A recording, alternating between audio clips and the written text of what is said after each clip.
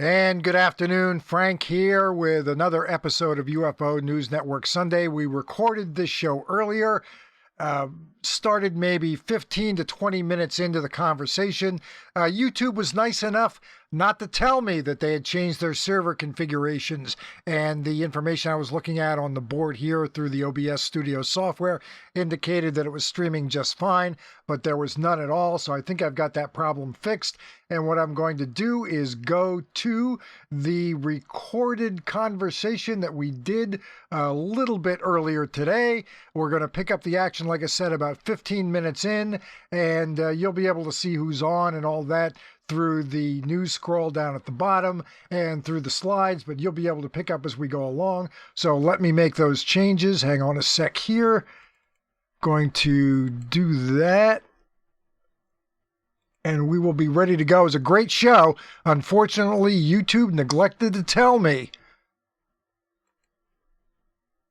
that this was changed. So here we go. Hang on. You were mentioning, and his whole idea is that any contact with our visitors is going to be a positive experience, and quite frankly, working with experiencers myself, you have a large constituency of people that it's a horror show for them, and that doesn't go along with his idea of what a visitation should be like, so he throws out the baby with the bathwater with everyone else. And that seems to happen a lot. You know, it's a circular firing squad kind of thing. Yeah, we even with SCU, in terms of our focus on, science, well, how dare you focus on science? What's the matter with you? Why aren't you getting into the consciousness thing? Why aren't you accepting that? Why aren't you whatever, why are we doing, and why don't we do CE5s? And so we get that all the time, and say, well, that'll give you your answers. You don't need to do science. Well, wait a minute. Yeah. That's not the way a lot of people think. And so we get criticism because we focus on science. Well, I'm sorry, but that's who we are, and we're not going to go off and get into these other topics. Let other groups do that, and study them and publish papers and stuff like that. Go for it. Speaking of the community, disrespecting TTSA and really not liking TSA, I get just a ad hoc poll on my group, and I asked, do you support TTSA? And I had about out of about 60 or so people that responded. It was about two-thirds supporting TTSA, and maybe one-third saying that they're neutral. They're really waiting to see what comes out. So, and maybe like just a couple that didn't support them. We need each other, as far as I'm concerned. Yeah. Peer review that you have, I'll be perfectly honest with you. A lot of us in the SU were hesitating even engaging TTSA, and they were originally not even going to be coming to our conference. And it was, I had a keynote that dropped out, which was Dr. Silvano Colombano, and he was going to be my keynote. And so we something's going on in echo. But anyway, we had a situation where I had to get a keynote, and I'm thinking, well, who can I get as a keynote to talk to a military group of people, and then there's other people down here. Well, somebody like Lou, And I'll be honest with you, we all had hesitancies about TTSA because of the same opinions that are being discussed.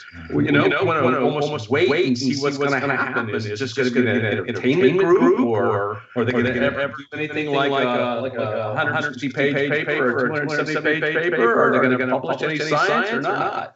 And I think that what we found was basically that these are a bunch of bureaucrats that got high positions and management level or high level defense, level positions or CIA positions that were not the people who did the reports, did not do the legwork. They had other people doing that. And so why do I sit here and expect that Lou's going to write a scientific paper when he's not a scientist? And so I had to get my expectations changed. And so now they're looking for people like, even like SCU to maybe help out to do the same kind of thing. Well, we need to all get together and help support them a little bit. Mm-hmm. terms of putting stuff out, you know? Okay, I may have misheard you. You'll have to correct me, Rich. I'm sorry I had to leave for a moment. But I certainly wasn't looking for Lou to provide us with a scientific paper. I think that's ridiculous. I have no idea who would be dumb enough to actually ask that kind of question. The question I had for TTSA is I would like to see them provide the scientific analysis and reports that are behind the kind of claims that they're making. Now, if somebody assumes, I'm not saying you are, Rich, by the way, I'm just saying this generally speaking, without you involved. If somebody thinks I'm asking for Lou Elizondo's scientific report, I mean, that's just laughable. Now, back to my point. I would like to see TTSA provide information to back up their claims of scientific discoveries that they've had regarding possible UAP fragments or metamaterials or exotic alloys or fill in the blank. What's everybody's thoughts on that? And please, I'd love to hear any kind of discussion on this topic. Well, I'll jump in because I don't think that, you know, number one, I think that they're going to do it when they've done their appropriate homework. I mean, they're a relatively new organization. If they do have the materials, it was probably looked at by an organization maybe like Bigelow or something like that, or even other kind of like labs that were engaged in it. I don't know what access that they have to. Like if some of these things were done under ATIP, for example, and it was under a contract, then they're not obligated to give those analyses out at all. They're probably still government material. And so you're not going to get necessarily that analysis, especially of an object or something like that, if it's still within the government reins. And that's so. Unless they've got these materials outside of that, or they're somehow made them releasable, I don't expect to see that kind of thing. Shane, another thing I just throw out there is it's strange that not only they seem to have a scientific division where they're studying things, but they're an entertainment company.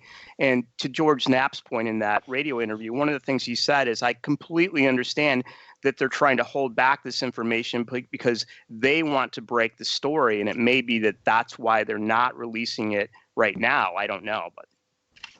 But one thing I find really important too is the provenance of these materials and the story behind it. In other words, even though that, you know, we'll get a scientific analysis performed and, you know, conclusions will be made off that, but to me, it's where did you get this stuff? And, you know, why can't we know that? And that should be part of what's explained to us when that data comes out, because, you know, without a strong provenance on that, I would question it. I'd like to hear what Dr. IRENA Scott has to say about the metamaterials, because she worked at the Battelle Institute, you guys. Great question, Earl. Thank you. Well, my opinion would be it's something that would cost money, and maybe that's why it isn't done too much. But to send it to regular scientists like Battelle and other metallurgists and send it to several organizations and have them analyze it and then put the information together from organizations that don't have anything to do with UFOs would be my opinion on a good way to analyze it. I mean, if you had the material and you had the money. No presuppositions there on the investigator's part. In other words, they're not desiring a certain disposition on the materials. It's just, you know, you're going to get an honest opinion from someone like that.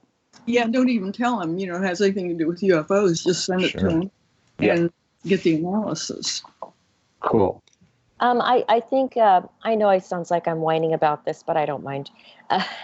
The issue that I've had, which I've received a lot of vitriol in the UFO community about, which I've already talked about, is TTSA not publishing the evidence they've found regarding the sources and, really all of it, the whole 9 yards. The problem, though, that I've had is they've taken too long. Now, I know that there's good arguments against what I'm talking about here as far as taking too long. What does that mean? You know, it's not really, it's not on my time frame, is it? But then again, how many years do we have to wait until they, being the TTSA, provides us the kind of data to be able to scrutinize their findings. Example being a year ago, they provided, I think September of last year, they said they had 7 bits of material they wanted to discuss with the public. It's generating a lot of interest every time the TTSA brings up metamaterial discoveries or that kind of subject matter. Am I wrong? Oh, I think that, let me inject. We've already pointed out that we have spent almost 2 years doing these papers that we're doing, right? Yes. I mean, research and investigation, and IRENA will be able to glad to tell you this, that research takes a long while, and science doesn't progress at the rate that everybody out there in the public world expects that it's going to be on their little juicy plates. So, I mean, there's a time frame for it, and if I were them and I had materials, boy, I would be taking a little bit of time, possibly even years, before I'd even come out and make some sort of a statement about the fact that I've got that. Sure, and you don't want to publish inaccurate results either. Precisely. For somebody that's not a scientist, what would you guys like to see, Dr. Scott, or somebody that knows as far as, the types of studies on these materials? And also, does anyone know the costs of those kind of studies? Yeah, like mass spectrometry, that would be pretty expensive, but it would show quite a bit. And chromatograms and different things like that are expensive to do, but they would show you what the compounds are. Yep. And whether it's something unusual or whether it's something, that is used, even though it's not very used, so that you'd be able to roughly tell if it's something normal or something really odd. Those are And great how points. does isotopic ratio, I mean, that always comes out as sort of like the best thing you can do to see if something was off world. That kind of test wouldn't be the first thing you do, obviously, then. Well, they use things like that, like they tell meteors from Mars because it has argon in it and things like that. And there's kind of signatures from, Earth material and other places that, that might be different from the Earth. Yeah, Right, the you need to isotopic determine ratio. the element before you know the isotopic ratio. So that's why you would need to use the other tests first, because you have to identify what exotic material it might be you're even looking at before you can determine how far it would be off the periodic table from a normal isotopic ratio there. Yeah, and I hope that, if TTSA does come out and release, or at least on their TV show, saying that they have, done this, that they release this to groups like SCU and people that can analyze these papers and double check, right? Peer review. Absolutely. Yep. Okay, but is it unfair to characterize the TTSA as making claims of discovery regarding anything for purposes of trying to make themselves more popular, so to speak, or trying to generate interest about the TTSA? In other words, having a different agenda, rather than really just waiting for their own reports, which might take years to come out. Well, that's an interesting point. I will also point out that, with the fact that they've got this entertainment portion to them, and the fact that they're also seeking investors, which is what their model is to get funding. And, so they're always going to be in a competition to be able to promote something with interest to get investors, because that's their structure. And that's how they're going to pay for those kind of like analyses that they want. I mean, so I think we're going to be living with this for a while. I mean, that's how they're structured. You have to fund a research, though. I mean, you have to have funds. So I understand. Yeah. By the way, everyone, we too are looking for funding. So Yes, you are. I'll give you my email. PayPal, right? But it is a good point. That's sort of what's confusing about TTSA, or it makes some people uncomfortable, is this blend of those types of organizations. And then, what becomes the priority? I mean, dollars, controlling the message, the science. I mean, it's a little confusing. It's a new model, and I'm neutral on it. I'm supportive, but I'm a wait and see kind of guy too. So be interesting to see how they handle this, and if they can do it in a way that generates confidence in them. I'm hopeful. I mean, I hope that they are successful. Yeah, thank you, Earl. TTSA was formed in 2017 as a public benefit corporation that strives to empower the outer edges of science and engineering through research, innovation, and education. And then they go on to say in their financials, we have taken great strides towards this goal and achieved what we believe are historic milestones through the outstanding collaboration of our team of experts in science, aerospace, and entertainment. I just wanted to read that. That's from their financials in the SEC portion regarding my TTSA research. I think it's a good idea, and I think many of us have, including Rich Hoffman, possibly, looked up the SEC information on TTSA. Just type in TTSA and SEC, Securities Exchange Commission is what that stands for, .gov, and you'll see 2 years worth of SEC financial information. I think I'd like to move on to a different topic now, and wanted to bring up a really wonderful conference that went on earlier in the year. And let me go ahead and get the information on that. Here it is. It's the SCU. And Rich, you had a wonderful conference this year. Can you please go into that conference a little bit regarding the speakers that were there and what it was about? Sure.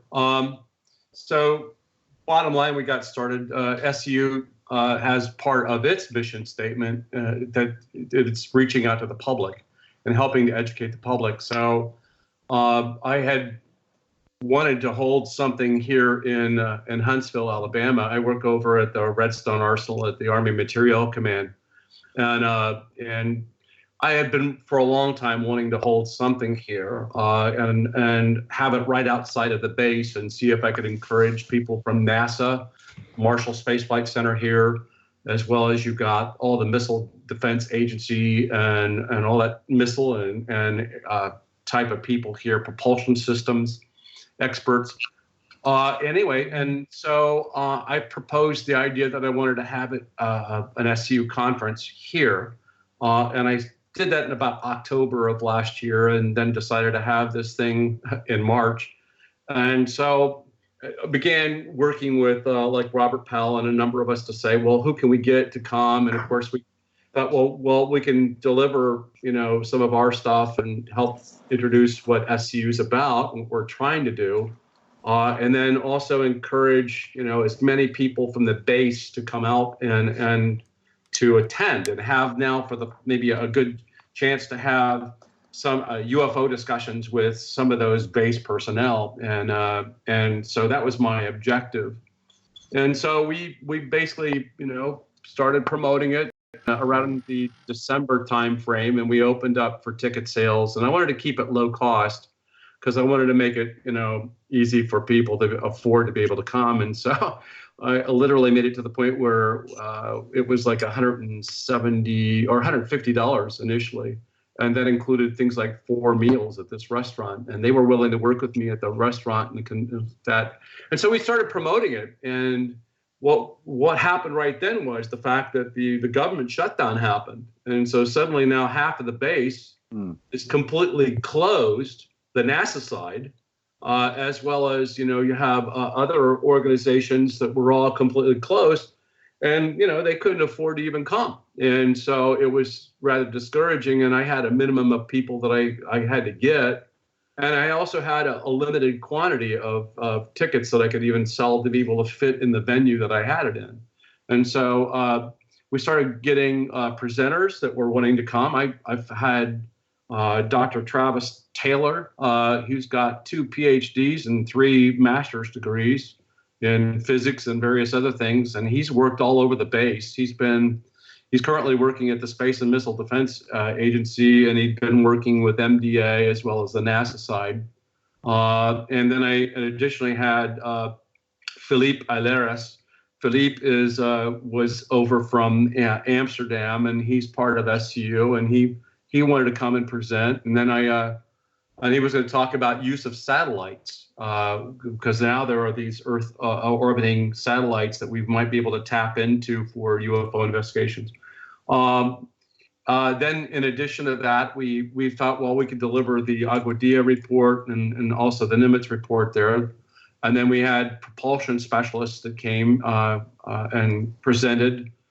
And then I also got Dr. Kevin Knuth down from University of Albany, and he brought with him Dr. Matthew Sedegas, who is into basically dark matter and dark energy stuff research.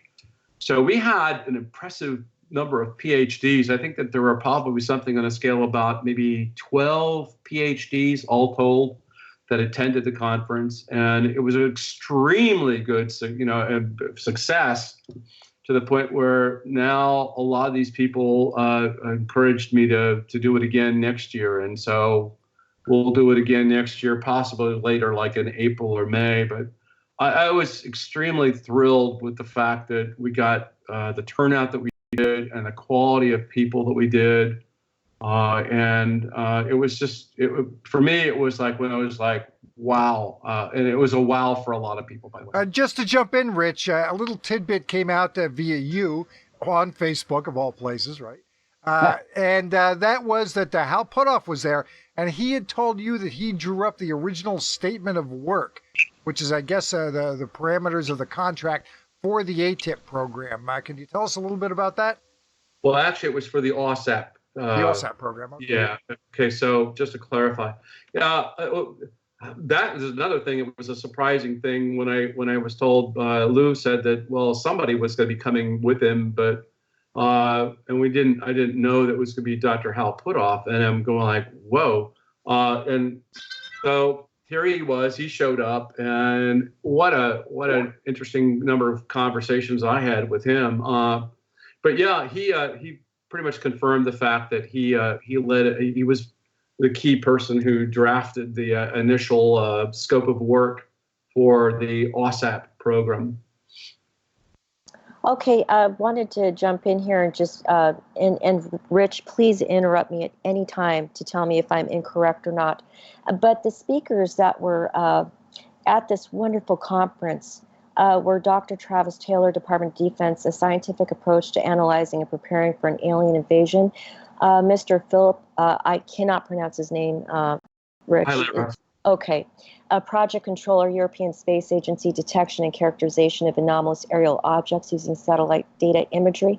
Mr. Robert Powell, SCU, a 2004 USS Nimitz case report. I want to get back to that in just a moment. Mr. Peter, how do I pronounce that, Rich? Really? Okay, SCU 2000, I'm sorry. For some reason, I'm reading 2004 USS Nimitz case physics. Is that correct? Yeah, he looked at the physics aspects. Got it. Okay, we'll get back to that. Thank you for confirming that. Of course, yourself of the SCU 2013 Agua Dia Puerto Rico case technical review, which actually we do want to cover next. And I think it's is it Mr. Little? I'm not sure I'm reading that correctly. Is that right? Of the SCU Unidentified Submersible Object USO reports, creating a database for cluster analysis. Did I read that name correctly, Rich? Oh, she didn't get the com. So you're looking at an old copy. But got it. Okay. Yeah. Boy, that would have been interesting. And then additional panel members include Dr. C. Powell, a senior engineer scientist at Davidson Technologies. Wanted to just briefly touch on this USS Nimitz case report from Powell and Reale regarding the case physics. Can you jump in and tell us a little bit about that? Yeah, Robert Powell bumped into, I guess, that Paco, I'm not sure how to say it. Paco Chirichi. Huh? How do you say it? Chirichi, I believe.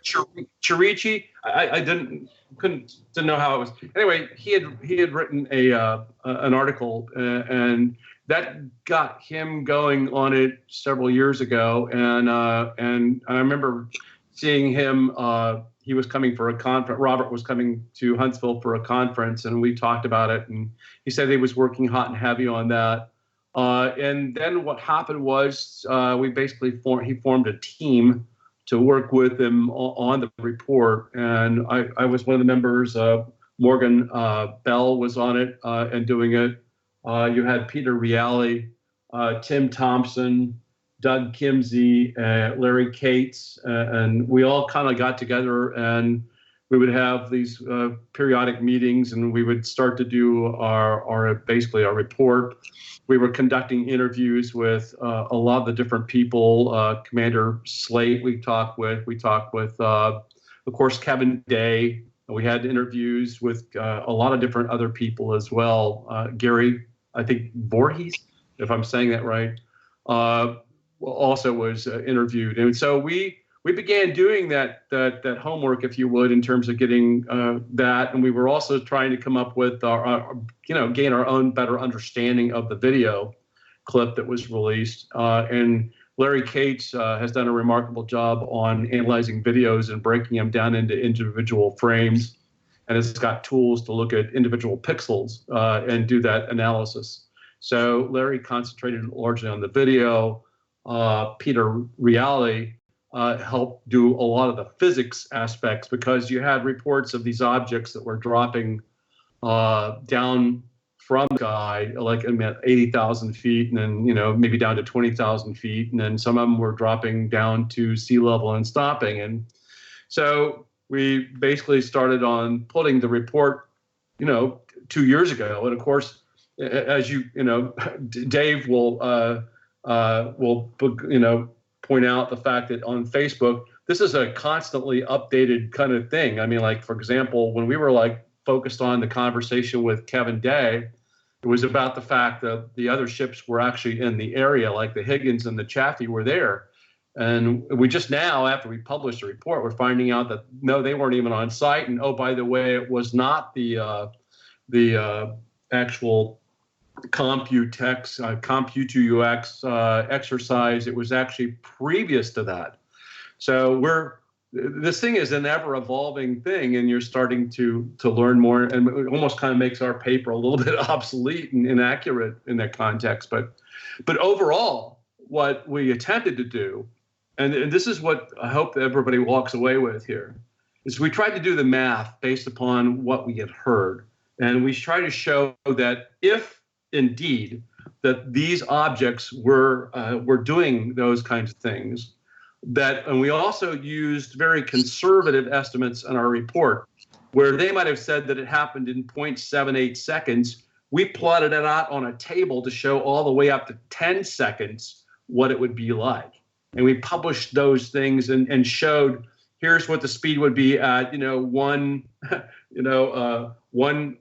thing. Or we also looked at it from the standpoint that if you have an object that drops out of the sky and suddenly stops, well, okay, is it a parabolic, or is it linear in terms of that acceleration and deceleration that's going to happen?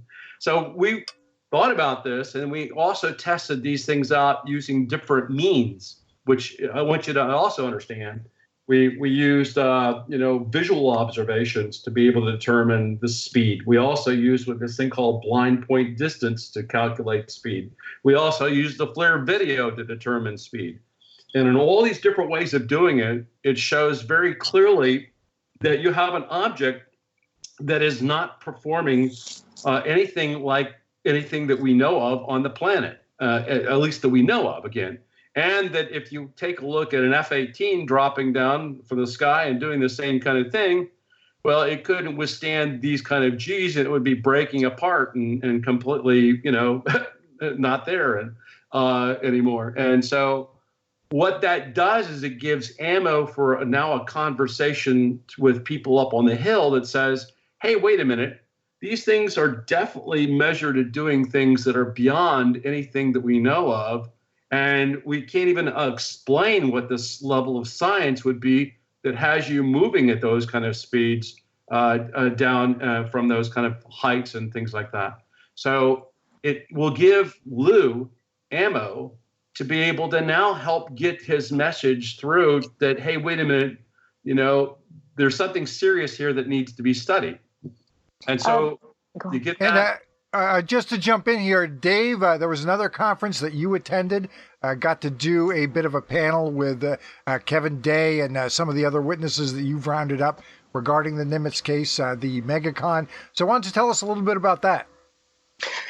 Yeah, thanks. And Rich, I really enjoyed reading the paper that you guys did. I appreciate that. I learned a lot from it as well. We were invited to go out to Laughlin, Nevada last month and present. And some of the guys that I've been working with from the U.S. Navy, the veterans, like as you mentioned, Kevin Day, Gary Voorhees, Jason Turner, and a new guy that came forward really as a result of the little movie that I did named Patrick Hughes.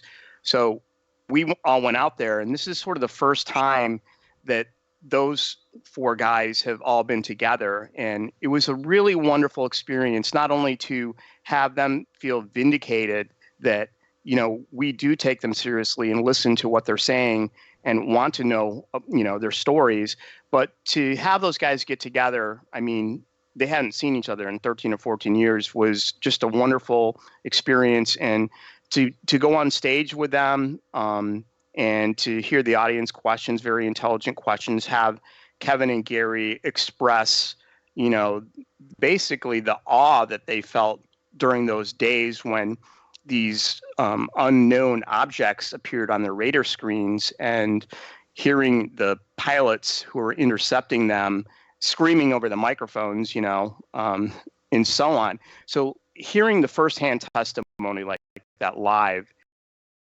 is just an experience, versus say reading it. And I was able to, because I had them all in one spot, I was able to bring my cameras out there, have 2 or 3 hours of content now of each one of those guys giving me testimony. So look for that coming up. You're going to run that over on your YouTube channel? Yeah, I mean, I plan, I just figured that this film doesn't have to really be done. Sort of like it can just be an evolving piece as the things change and new information comes about. So actually adding all the testimony is going to really strengthen it, I think. Yeah, Dave, I wanted to jump in here and say, I know you've been really busy this year, as you were talking about UFO MegaCon as a speaker, to doing an article for UFO Truth magazine, and you're also going to be on Midnight in the Desert with Dave Schrader. Can you tell us a little bit about that, please? Yeah, sure. I think, just because some of this stuff has been coming out that, the film now has 1.5 million views, and a lot of people are interested in it, and that's organic. I don't have History Channel behind me to promote this stuff or any staff or anything, so I'm just a guy basically, but people are interested in the story, and I think they heard about it, so I've gotten several calls, and I did get called from the producers of Midnight in the Desert, and I'm gonna Kevin and Gary are going to be on there, so tune into that. It's going to be the 26th of this month, and I think that runs at 9 to midnight on Pacific time.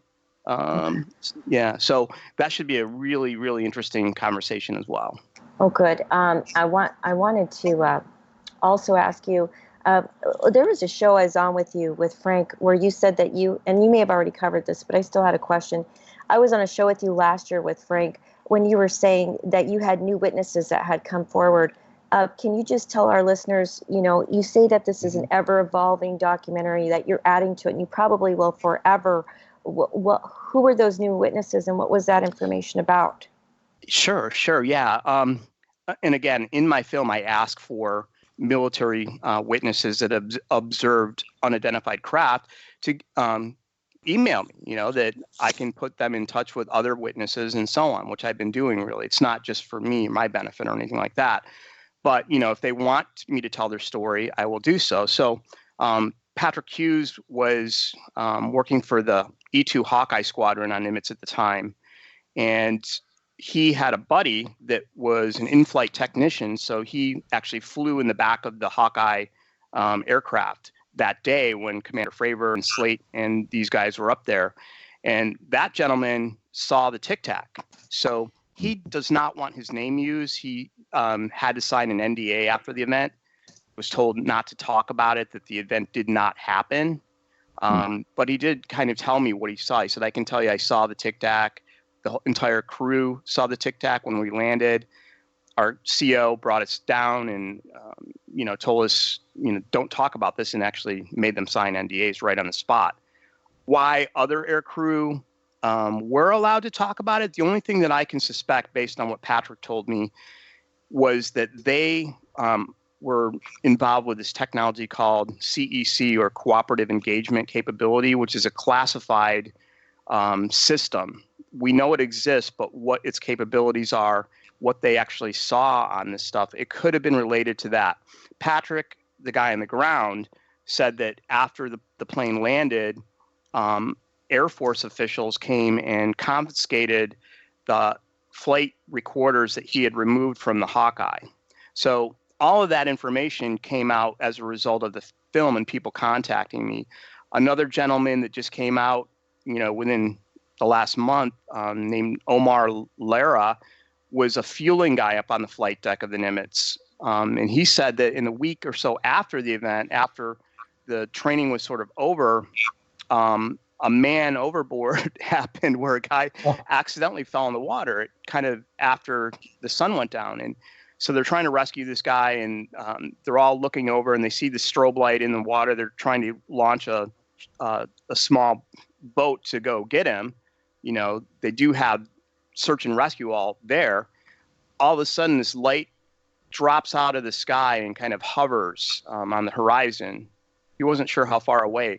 And 30 to 50 people saw this thing do a right angle turn, go from 5 o'clock to 7 o'clock position across the fantail of the carrier, and then shoot straight back up into the sky.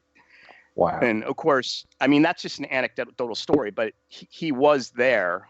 And we're currently trying to FOIA the Nimitz deck logs post Tic Tac to see if, just to find out what day that was. And, I'm pretty sure a man overboard would be listed in the deck logs. So we're trying to find that out. So. Can you do all of us a favor and give us all of the websites we need to know about in order to find out more about that wonderful 1.5 million viewed U.S. Nimitz encounter movie you did, including any of their research and work? Yeah, if you go to the NimitzEncounters.com, it's all there. I have a link to the movie and a lot of the research documents that I was using. I had done OCR, optical character recognition, on some of the scans. So a lot of the TTSA documents, the documents that George Knapp had released, the executive summary, all of that has been done into OCR, which you can download as a PDF. So now, if you're trying to search, you're looking for a keyword, you can just do a search in that executive summary report. And then the Facebook page, the Nimitz Encounters, has all of these videos I'm talking about. Thank you for. I'm sorry, the YouTube page. Sorry. Oh, the YouTube page. Oh, yeah, thank you for making that clear. I appreciate that, Dave. Frank, if you don't mind, we just have to touch on one thing again. That was Rich. Rich, thank you for having gone through such an incredible analysis. And I wanted to hear more, but regarding the SCU 2004 USS Nimitz incident report, and that your organization wanted to let our listeners know the name of that report. Please let me know if this is correct. A forensic analysis of Navy Carrier Strike Group 11's encounter with an anomalous aerial vehicle. And that is a 270-page PDF that can be found on the SCU's website. And so how you find that is you would go to explorescu.org. Is that correct, Rich? And they can go from there? Yeah, absolutely. And you'll have the Agua Dia paper and various other papers we're starting to put up there as well. So. Yeah, I actually asked our panel members to go over that report. Earl, you had a chance to gloss over it. What did you think of that report? It's pretty wild, isn't it? I don't know if Earl stepped away, but yeah, let's move. I went over it. I got to say one thing, that the testimony by Gary Voorhees, the YouTube testimony that was included on the page before I read the report, I almost blew coffee out my nose when they said that the official conclusion was spontaneous ice. I think Dr. J. Allen Hynek has now been forgiven for the swamp gas comment, and we can replace the most notorious comment in history with spontaneous ice now, because that's just ludicrous at best. Now the report, as I looked over it, very good job, Rich. I don't know if you're still there. Highly detailed. The information contained with it, again, is exemplary, as was the report on the incident in Puerto Rico. So good job there. I enjoyed looking at it. That's a lot of data. I, of course, did not consume every bit of the data yet. I'm still kind of digesting it. But it's one of those reports that, I'm going to be delving in and know every bit of it by the time I'm done with it, because it has very good data in it. Okay, yeah, and Earl, I'm so sorry, I had meant to ask you a question about that USS Nimitz report that the Scientific Coalition of UFOlogy had put out. It was a 270-page forensic analysis of the Navy carrier USS Nimitz. Did you get a chance to gloss over that, Earl? Earl stepped away. Oh, I see. He said he's back right there. I'm back. Sorry, I had to turn my microphone back on. I actually read the whole thing, and wonderful work there, Rich. I have so much respect for Rich's work, and it was just a wonderful paper. And I thought that it was very, very. It just really kind of attacked this incident from kind of every side, and I thought it was just very all-encompassing and really. That you guys did really wonderful work on it. The most impressive thing to me was, I'll just quote, let's see, I think it was maybe one of the pilots said it was there, then it rifled off out of sight in a split second. It was as if the object was shot out of a rifle. There was no gradual acceleration or spooling up period. It just shot out of sight immediately. I've never seen anything like it before or since. And no human could have withstood that kind of acceleration. These objects were breaking Newton's laws of thermodynamics, for God's sake, and we're seeing them, with no just immediate acceleration and no deceleration, doing 160-degree turns. And these objects were large. We're talking about the size of a school bus as far as the little Tic Tac videos. The one that was underwater, who knows how big that was. But, you don't build a drone that size. I mean, obviously, if you're building something the size of a bus, there's probably a crew. It was just very, very impressive. And I think that we learned a lot through the SCU investigation into this. That's the kind of thing we need, And Earl, just so you know, Jeff actually chimed in, and he was able to give his viewpoint, saying he was impressed about the report too. The report is extremely comprehensive. I wanted to ask our panel about the leaked Nellis UFO video. Rich, can I start off with you on that? Can you talk to us? No. What we want to do is we want to start off and talk about the Julian Assange arrest. Oh, yeah, I can do that. That is no problem. Thank you very much for having brought that up. Just one moment. Let me bring up because that happened within the last week. That was a bit of news. And, of course, Assange has had some UFO connections over the years. So, you want to talk about that a little bit? I will, absolutely. Thank you very much for having brought that up, Frank. Now, talk about current events. We have a current event here that just happened. That is WikiLeaks founder Julian Assange was charged with very sparse charges, one being a computer hacking conspiracy by the U.S. Justice Department and another found guilty of skipping bail by a London court. Assange was carried out by British authorities recently from the Ecuadorian embassy after seeking refuge there 7 years ago. Up in the air now is whether his arrest will now open a door to possible extraction to the U.S. to face one count of conspiracy related to the leaking of 740,000 classified military documents in 2010, handed over to him by military whistleblower Chelsea Manning. According to the U.S.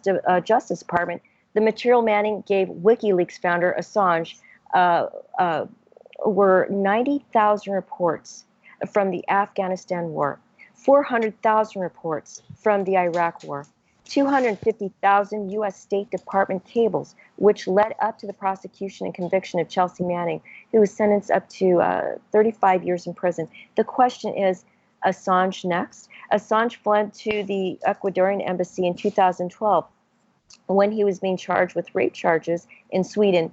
Assange denies these allegations. The Ecuadorian government has since withdrawn Assange's asylum status due to Assange's aggressive behavior, violation and disregard of their protocols. At stake is Assange considers himself a journalist. Moving forward here, Assange has been under investigation going back to 2010. More recently, however, the part he played in the 2016 U.S. presidential elections ended with his being investigated on leaking classified material, espionage, and collusion with Russia. Just prior to the election, WikiLeaks released thousands of stolen emails from Democratic National Committee, Hillary Clinton's campaign chairman, John Podesta. It was concluded by U.S. intelligence those stolen emails were hacked by the Russian government and were allegedly handed over to them by Assange for his WikiLeaks dumping of data. Right after that information was made public, Trump praised WikiLeaks multiple times. However, President Trump said this week he knows nothing and it's not his thing about WikiLeaks. According to a close friend of Assange, who not only visited him just prior to his being taken out of the Ecuadorian embassy, but was responsible for having made part of Assange's bail, the U.S. government provided $4.2 billion loan to the Ecuadorian government right before Assange's arrest.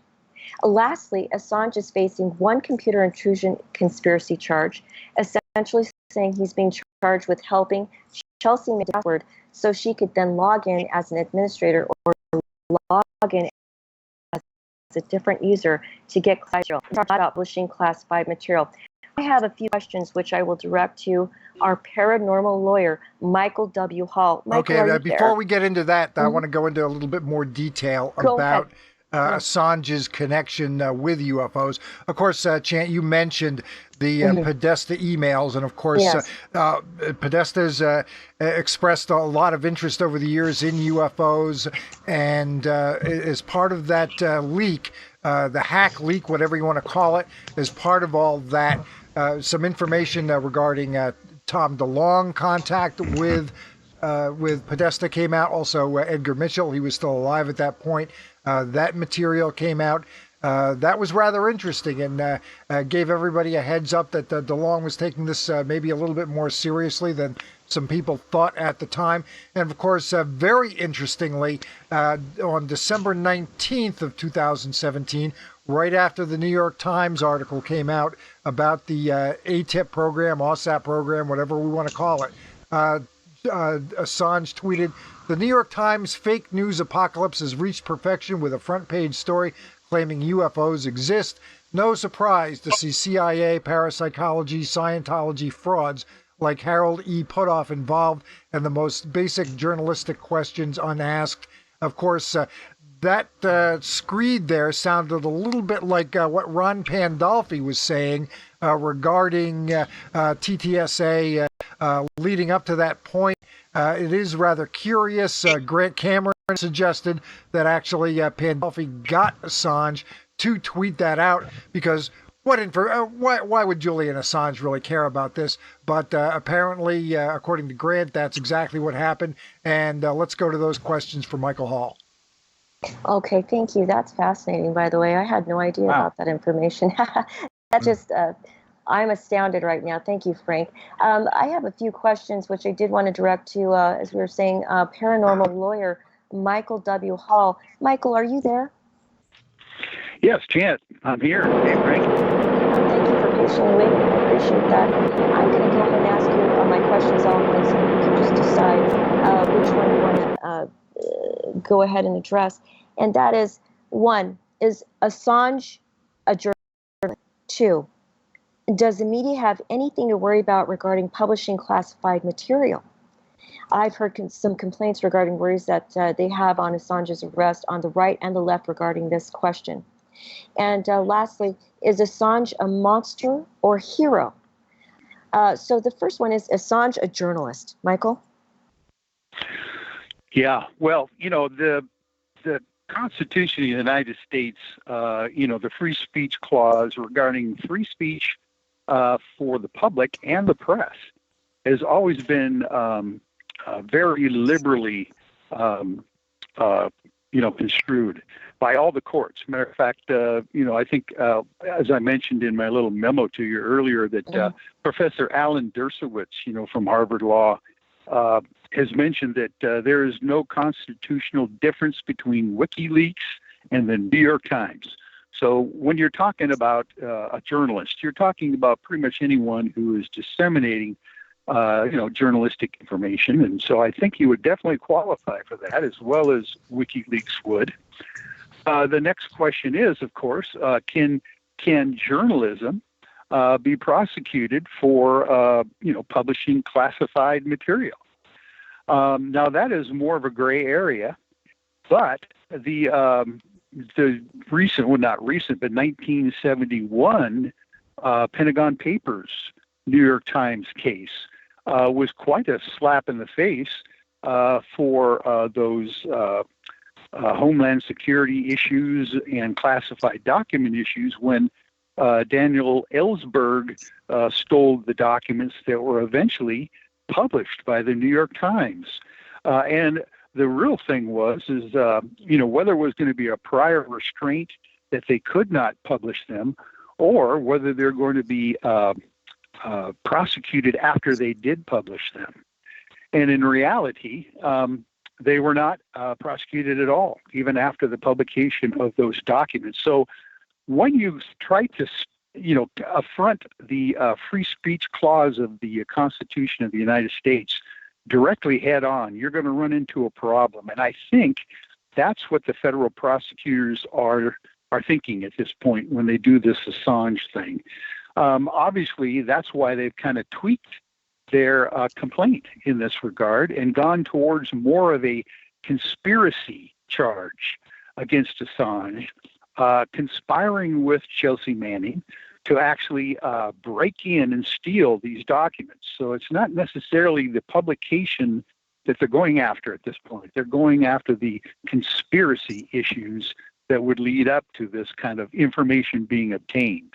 And that's kind of a key point that you made there, Michael. It's not so much the publication of the material, but the person who either does the leaking of classified material or someone who aids and abets them, apparently. That's the claim anyway from the U.S. government. Those are the people who are at risk. Yeah, exactly. And, it's just being more and more narrowly construed now. All of these broad brush issues of what is national security, what is classified material, those things are very ill-defined when you come down to it. So it leaves a broad brush for people to be caught up in the whole issue of disseminating or even possessing that kind of material. But of course, back in the 1971 Wild West Woodward and Bernstein era, that was something that was quite important, the protection of the press and the freedoms that we all have under the Constitution.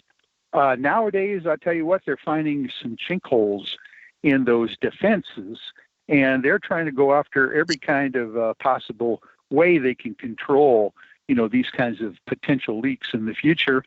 I think my current question is, why the heck are they going after Assange now? After all these years, to me, I always try to take a large picture point of view of what's going on here behind the scenes. And I'm hoping it's not going to be a red flag, thing to try to keep everybody's attention away from something else that's going on right now. Well, Assange's friend just recently, and the gentleman who actually helped to post his bail, but I think it's $20,000 he put forward, and the judge reduced it to $12,000 when Assange skipped the bail. He was saying that the day before, or very recent to the arrest of Assange, the U.S. government gave Ecuador $4.2 billion loan. Well, technically it was the IMF, the International Monetary Fund, but oh, was it? Yeah, technically. And then the other, thank you, Frank. The extra bit of data I wanted to share is out of all the rape allegations, there's one left that will not expires in 2020. So I don't know if they're just trying to hang on to anything they can, not to downplay rape. I'm not doing that. I'm just saying if they're trying to get him on something, they might trump up more charges later. But I wanted to read something by a person by the name of Jonathan Peters, who specializes on the First Amendment and the press. He wrote an interesting article on April 18th, 2011 regarding this exact thing. You can look it up. It's called, I'm letting our listeners know, it's called WikiLeaks, the First Amendment and the Press. And Michael just touched on this, so I'm just going to read a paragraph from his article, and that is his conclusion. In the 40 years since the Pentagon Papers case, the Supreme Court has not once upheld a content-based restriction on the publication of truthful information about the government that did not involve some special circumstance, such as public employment. Perhaps that is because the purpose of the First Amendment is to protect the free discussion of governmental affairs, and state action to punish the publication of truthful information seldom can satisfy constitutional standards. Or perhaps that is because the court has come to understand the effects of dangerous speech often are exaggerated in the heat of what Alexander Hamilton called temporary passion. Or perhaps that is because in the last 40 years we have felt relatively safe.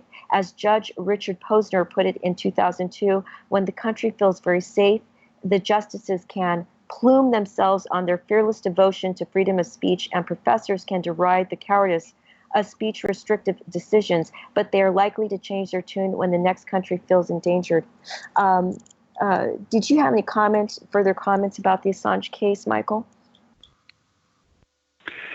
Well, again, it's just puzzling to me that this issue is being brought up currently, and all of a sudden, very quickly, we find out that he is being arrested, and they're prosecuting, on a very, very not detailed complaint. By the way, if you've read the actual charges, they're kind of lacking in detail. So that's very interesting.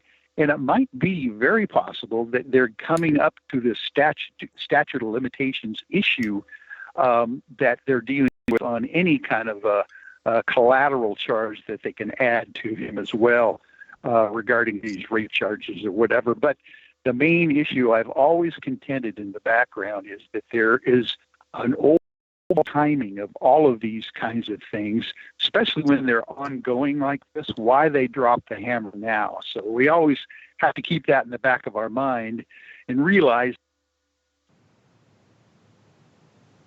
I think Michael, I think we dropped off. But I do want to go through the different types of documents that we in the UFO field might be dealing with. Now, there are leaks. There have been leaked videos. The initial 2007 NIMITZ video, or excuse me, 2004, that leaked out some time back and ended up in the hands of, rather curiously, a organization in Germany, I believe, that did CGI videos. So somehow they got their hands on that FLIR video long before TTSA ever came down the pike. And, of course, Rich Hoffman, your Aguadilla video, I think it would be safe to categorize that as a leaked video. Would you agree with that? Well, I agree. I was listening to the conversation in terms of the whole thing about classified documents. And let me just say this real quick, that my job, I work in IT cybersecurity kind of concerns for the military. And I've got on my desktop, I've got two computers. I've got one that's unclassified and the other one is classified. And I have to go into both of them on a routine basis. The marking of things with classifications, we get trained on intensively every year, and the protection of classified materials. And we also we get briefings all the time about, reminding us that, of the danger of having somebody like Aldrich Ames or various other types of people that are inside that are passing off this classified material to our foreign enemies. And so I take it very seriously, and I'm very concerned about the fact that you have internal leaks, and we're doing everything we can to be able to protect that data, because we don't want it in the hands of the other governments. So I look at it like this, I don't know about the Aldrich. I think that the point there is whoever leaked it deserves the same thing that an Aldrich Ames has, because they've damaged our interests. So coming back to your point in the context of the Aguadilla case, and this probably is the same kind of thing that maybe happened with the NIMITZ as well. I think that, so the pilots, after they had this experience, have now got this. They've got this probably put on something like a thumb drive or something of that nature, and they're saying, well, what do we do with this incredible thing that we saw? And they're questioning it, and they probably began passing it around, and the next thing you know is it ends up being passed around outside of that. We were told that it went up through the chain of their leadership to say, well, what do we do with it? And they never got a good response with it. They attempted to go through, I think, Air Force intelligence, and they didn't. Well, we don't investigate these things anymore, and so nobody wanted to do anything with it. So they said, okay, well, let me pass this off to somebody that might treat it scientifically and see if they can help us figure it out. And that's what one pilot, that was a friend of the other pilot, did. And so that's how we got it. So, and we had to sign a non-disclosure agreement saying that we wouldn't talk about it either until we released our publication and stuff like that. So they do leak. I jokingly always point out the fact that if somebody hacked into my computer, my government computer at work, they would suddenly declare that the Army is now investigating UFOs. Okay, so I point out all the time, and say, well, so Gary McKinnon breaks in and gets into my computer, and suddenly the Army is now heavily into UFOs, and man, you should see the stuff that I got. And so, and government people are humans too. They have all kinds of stuff on their computer. I mean, so yeah, I have fun with that. The fact that you could probably go up on our hard drive and find that. And I also want to point out the fact that this notion that's believing that a FOIA request is going to get to my hard drive is absolutely inaccurate. And so I'll point that out to you. So FOIA is not anything that's going to be even getting to my desktop. So I just want to share that with you. That was my perspective on it. That I think it was leaked, if you would, but only after they got, nobody was interested, and nobody told them. Nobody said that they couldn't, and so there you go. I had a question or a comment too. I think that this is Earl, by the way. I think that there's a difference between. I don't think any of us want information going out there that can harm our national security. That's anathema and something that anybody that's got a patriotic heart, we don't want anything of that sort.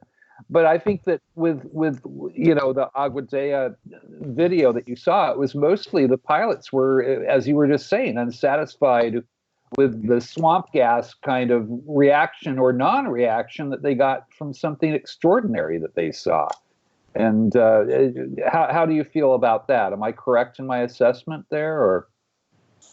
Yeah, I don't think that was even, they don't probably have a classification scheme like we have maybe in the DoD. I don't know. Maybe it's not even classified at all. So ultimately it was a situation where they said, we want to get somebody to look at this and help us figure this thing out. Well, what the heck did we see? That type thing. And so it was more of like, that scientific curiosity and seeing if we can get somebody that can help us out to understand what we saw. Hey, I wanted to point out real quick that if you go up on the To the Stars Academy and their COI, which is that community, because we were talking about this earlier, there's a video clip of Dr. Hal Puthoff discusses the steps in his pioneering research laboratory called EarthPEC International that they're using to determine if material collected for the Atom Research Project is likely to come from an advanced aerial vehicle. And he actually talks about how to scientifically test and analyze potential UAP, UFO material. Okay? So yeah, I just want to bring up a quick point from the Peters article that Chance cited earlier, that historically the clear and present danger standard ensured that Americans had broad expression rights unless the government proved that particular expression posed a clear and imminent danger of serious harm. It's hard to imagine anything that might come out that we would all, of course, love to see regarding the UFO field and case studies and so on that would do that. That's the way I see it. Does anyone else want to agree or disagree with that? Well, let me just jump in that I work in the IT world, like I pointed out. You can't, I mean, one of the first things that I did was to go on both levels and see what I could find in the way of UFOs and stuff like that. And generally what I find is a lack of interest. Right. Understood. I mean, you can't. I don't care what term you throw in there, UAP, UAAP, or any other thing. And don't think that I haven't tried. Okay, I just want you to know that.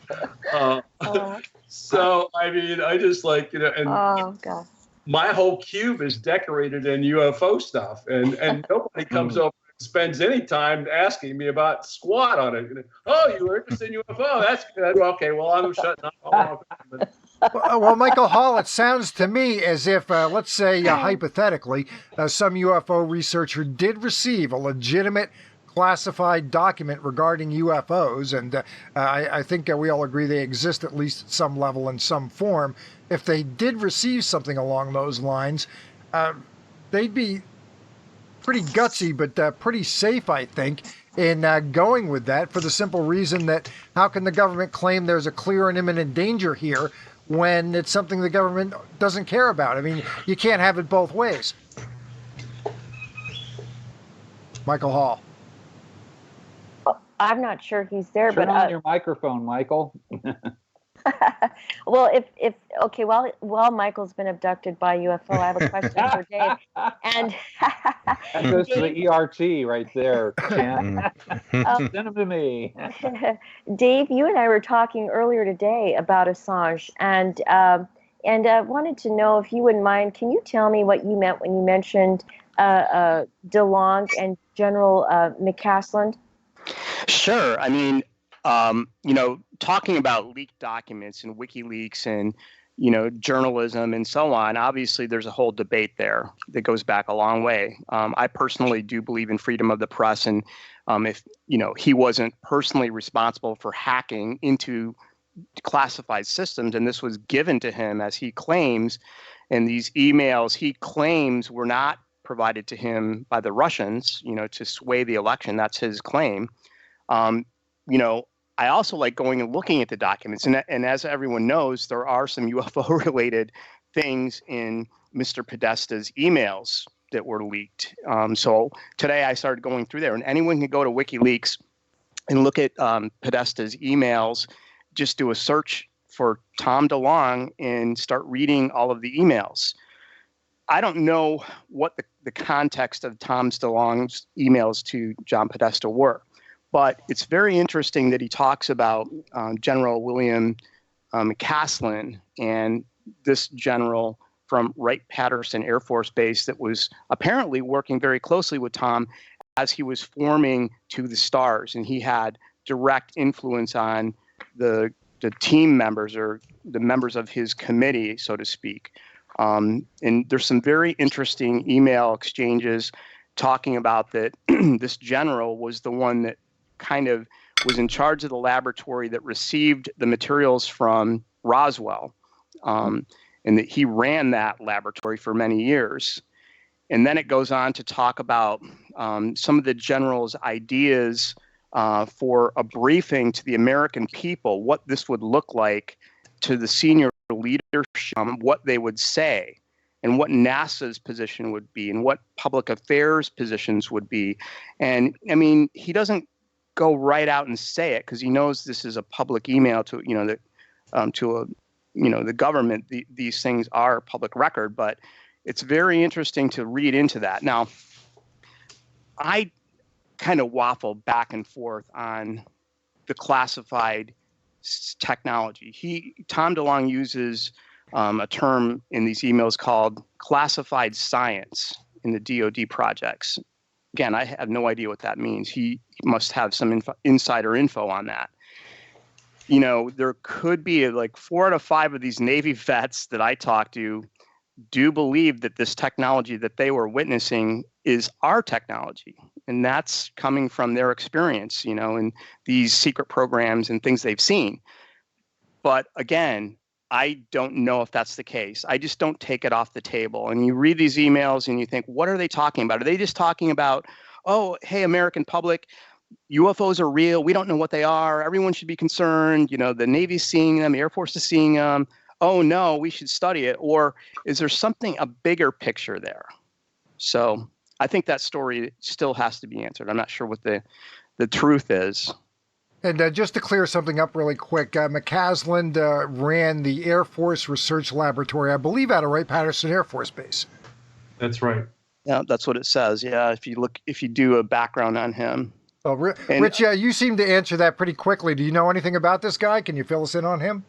Well, no, I just know, you know, I'm familiar with FTD, and I'm now that I think it's called NASIC now or something like that. But I mean, FTD, Foreign Technology Division. Yeah, I actually gave a UFO presentation to FTD back in my earlier days, and so yeah, I mean, and I'm very familiar with the kinds of work that they would do because we do the same thing with missile technologies and stuff like that we get from foreign governments and stuff like that here in Huntsville. We've got the Missile Space Intelligence Center. So yeah, I mean, there's a lot of claims that I got over the years because I would have all kinds of, when I was giving public lectures around the entire city of Dayton all the time, and I was on TV and radio and stuff like that, and I'd get these people that would be asking questions, and one of the things was, I work out at the base and I do this and I'm the squad, and they would be sharing their stories and stuff like that. Well, you know, the thing is that you have to vet those stories no different than you do with a witness on a UFO case. I mean, are we believing that just because they're military that they don't lie, or that they can't exaggerate certain things and stuff like that? So you have to treat that testimony or that statement or that claim with the same level of fact checking, if you would. And I don't know all the details about this particular individual, but I can certainly tell you that I think that, you know, materials from Roswell did make it to Wright-Pat, and I'm pretty much satisfied with that.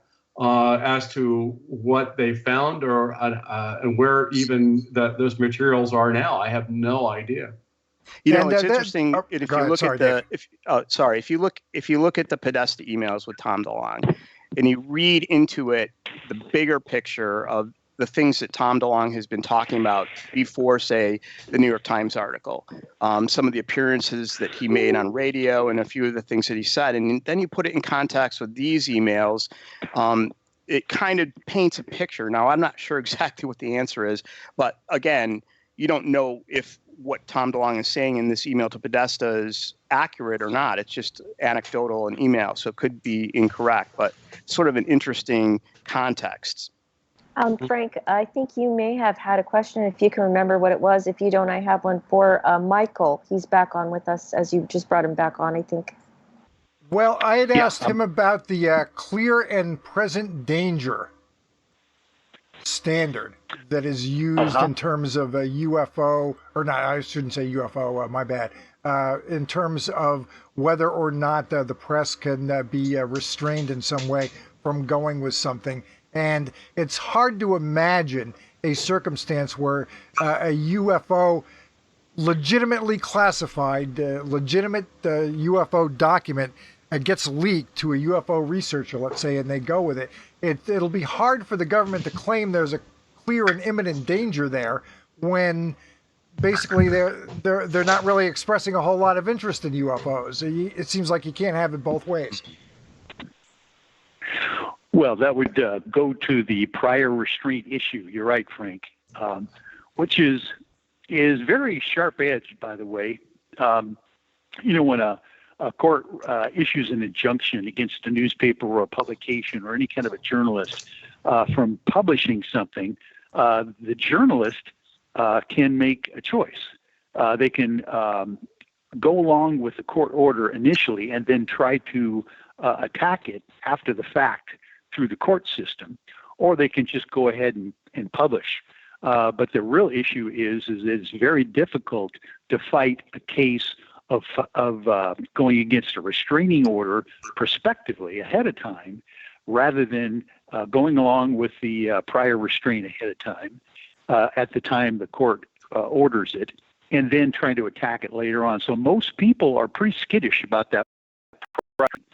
So I would say that if the government decided for some reason that UFOs were a high enough security risk that they were going to bring a prior restraint order from the court to stop a publication in that regard, they would obviously have to show some kind of evidence that this would be of such a high regard that they needed to prospectively stop it before it's being published. So that they would almost give credence to the issue of UFOs, which they're seeming to do nowadays, but they're also giving them higher priority to it if they're going to go for prior restraint.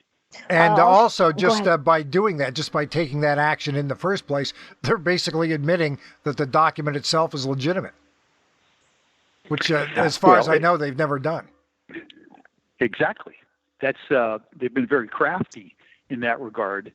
And, the whole issue with Assange and the UFOs and all that stuff, they're not attacking that at this point. They're attacking other things collaterally to accomplish maybe their final goal of keeping him away from the real meat of the issue that he potentially has in his hip pocket. At one time, there was an issue as to whether he was really a journalist or not. I think Assange, I don't know if I'm correct or not, may have counted himself as a journalist after he released all of that data that hackers provided to him. Wanted to ask you a question, but Michael, but let me just read you something first about Hildy Lysak, who's 12 years old now and the youngest member of the National Society of Professional Journalists.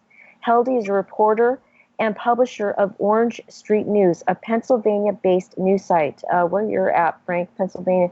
She has received national attention for her reporting. She was only 9 years old when she grabbed a pen, notepad, and camera and posted something online and beat all her local competitors to the big scoop with her headline, "Exclusive Murder on 9th Street." She didn't only just beat the local paper, but she managed to grab a short video from the crime scene as well. The point here is she was only 9 when she counted as a journalist. And, it's just interesting, Michael, please fill us in on the topic. That is this. Is it a gray area whether people are journalists or not? Because my understanding is, let's just pretend there's a war going on, and you don't even have notepad or a pen to observe all of your senses, and then you record it later at that, don't you?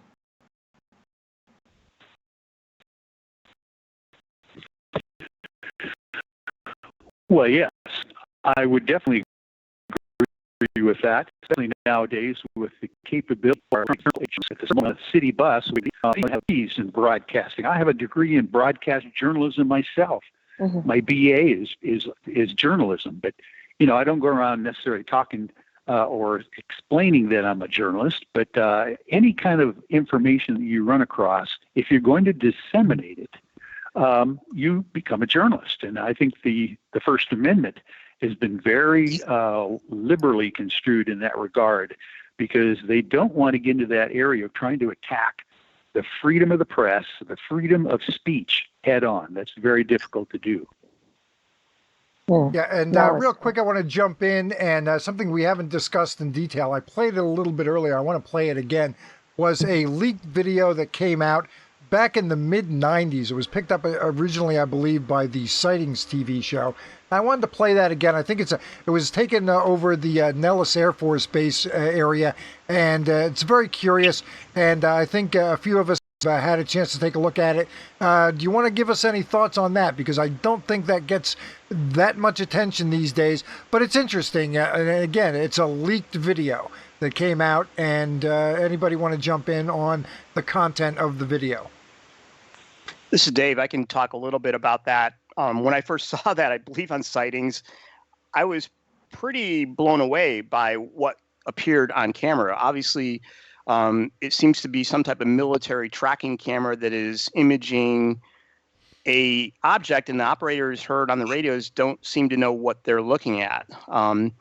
Again, I think that somebody that was there got a hold of this and then ended up selling that video piece to hard copy and claim that they weren't the ones that filmed it and so on.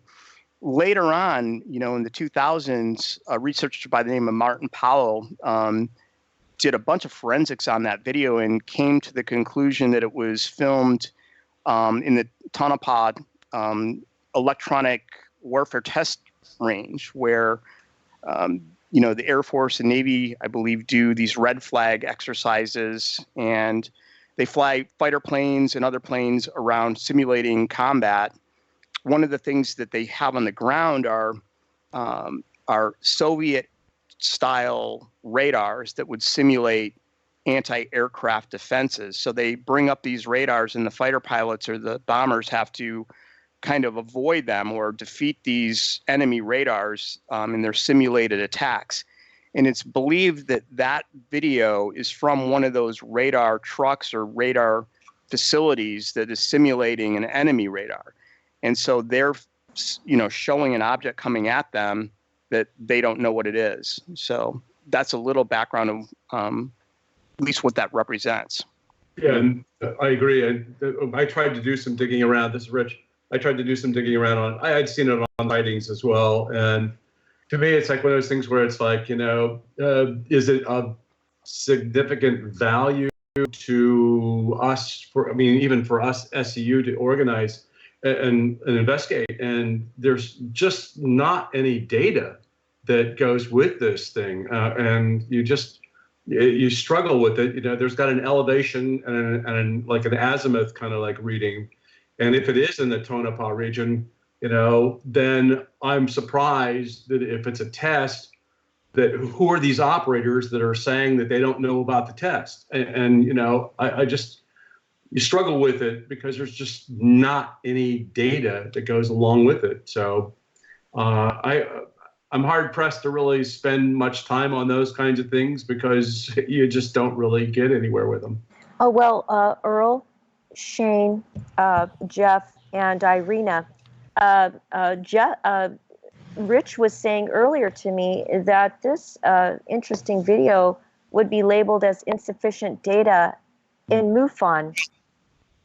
Any comments on that? If you don't have the provenance behind it, you run into problems. You got to have some background on it. I get stuff all the time that we can't really go and track back to the source, and so it may be the most amazing video that you ever saw, but if you can't really track back where it came from, or as far as photographs go, if you don't have the EXIF data, the original photo, it's the same sort of thing. There's lots of videos out there that I think are exciting and interesting, but if you have zero background on it, it's kind of unusable to us, unfortunately. Yeah, I mean, that really is the case when you think about it. No photo, no video will never stand on its own as proof of anything. other than there's a video, there's an image. You've got to have all of those other facets of the investigation to even point you to a direction to say you could identify it or not. But yeah, I agree. That's just insufficient data there. Yep. Shane's a great investigator, man. We're proud to have him. Thank you guys so much. Thank you. I think you're right, by the way, about Shane. He's a wonderful person. So is his beautiful wife, Donna. Jeff was saying that he feels the data is insufficient for sure. Yep. Jeff, can you chime in on that regarding the Nellis video? Well, again, you don't know the story behind it, any of the elements in it, or even that it's a real video. So to give it any credence would be foolish. Yeah. It looks interesting, but I can't figure out what it is. Interesting videos are a dime a dozen. I'm more impressed with the video shot by that 7-year-old girl that we had the case of. Now, that's a great shot of a disc. What I'm looking at there, that's, in my opinion, crap. We have EXIF data on it because she took photos. She didn't mean to, but she got them, And just one other leak that came out I think is kind of interesting. This was one of the Defense Intelligence Reference documents. A couple of reports written by Eric Davis ended up in the hands of Corey Good, kind of a curious source. But go wash your mouth out right now. Well, hey, he got him, and he posted him the day after the New York Times article came out. So you can't deny it. He did have him up there. And you got to think that some of the folks that are passing this stuff out do have a little bit of a sense of humor, maybe. Hard to figure out, but I did want to give good credit where credit is due. I think he's been taking advantage of the new marijuana laws, okay? But, like I said, he did have him. He posted them the day after the New York Times story came out. Somebody passed them to him, so he got him. He did post them. Didn't really make that much of a big deal about it. And as far as I know, he hasn't woven this particular tale into some of his other more, shall we say, speculative stories that he tells. But you can't deny it. He had the two reports from Davis up on his website the day after the New York Times story. So there you go. And like I said, I think some people who do some occasional leaking have a little bit of a sense of humor in terms of who they leak to. But that's also part of the leaking process. You decide who you send it to. So yeah. I did want to mention that and give kudos. That you said doo-doo and leaking in the same sentence. Frank, before we move on to the MJ12 documents, I wanted to make a comment to Michael Hall, and that is, Michael, I'm sure you can recall when you were on the show as a guest, when we had the privilege of interviewing you, we were just talking about the Pentagon Papers, red flags, and deep state. The question I wanted to ask you is this regarding Assange, and you touched on red flag scenario. Where is the red flag, if there was one to be had, regarding Assange? Well, the red flag for me seems to be the timing of this arrest. Assange has been there and vulnerable for years. Why just now do they give the large loan to the Ecuadorian embassy or whoever they gave it to? And what is prompting the action at this point? That's my always thought in the background is why is the timing ripe at this point to go forward? Now, like we did mention, it might be because of a statute of limitation problem that they might be perceiving down the road, or it might be that it's not necessarily the red flag itself by the arrest of Assange, but it's just kind of taking the spotlight off of this whole area at this time for something else that might be going on in the background. Yeah, I'd like to add another possible scenario. It was just took a while to change over the Ecuadorian governments and to sort of get them to play ball. I think that might be part of that process, because basically what happened was he was safe while he was in the embassy, and basically what the Ecuadorians did is they evicted him. So that's why he became available for arrest. Elephant in the room. the Mueller report, we're going to be seeing more than 4 pages very shortly. And of course, a lot of it has to deal with the Russian hacking of our election system and the democratic process. And WikiLeaks is intricately tied to all these investigations. So, no, it's not any surprise to me whatsoever that they should make a grab effort to try and get Julian Assange, especially if they can get him extradited to the United States. But now, you see, here's the sticky wicket. Is he a private citizen or is he a journalist? Doesn't really matter, because, and I'm, quotes out of the First Amendment are great and all, but one of the quotes actually on the own page that you sent me earlier, Chant, I think really sums up the whole viewpoint on it. And that is that state action to punish the publication of truthful information seldom can satisfy constitutional standards. And, once again, you're running up against that beautiful brick wall called the Constitution that protects the rights of journalists and the freedom of speech. And it's not based on whether you like what was said. It's based on the fact that the person has the right to say it. Oh, And yeah, there was kind of similar to the Assange situation where, again, this involves British law now, too, and the extradition process. There was a fellow named Gary McKinnon who was able to get into various U.S. governmental computers, including a NASA computer, apparently. And the U.S. tried very, very hard for a lot of years to get him extradited.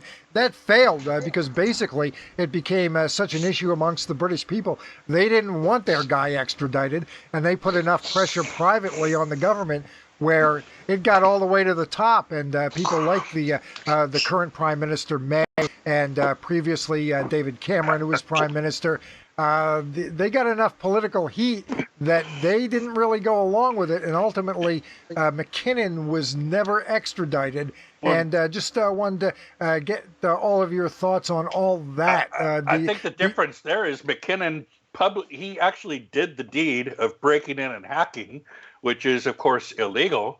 Whereas Assange didn't actually break in and get the information himself. He's the guy that published the information. Well, and that's a distinction that needs to be made right there. I'm glad you brought that up, because that's actually being brought up as a possibility that he helped Chelsea Manning break into a computer, the files. So I wasn't aware he was technologically capable of doing such a thing or advanced in intellect enough to know how to do that. Well, whether we surmise that or not, or postulate on that, I can tell you that one of the charges is he is being accused of helping Chelsea Manning break into a certain part of, database or files or folders with regards to helping her figure out how to attain a password or use some kind of method to providing a second username, I believe. Right, exactly.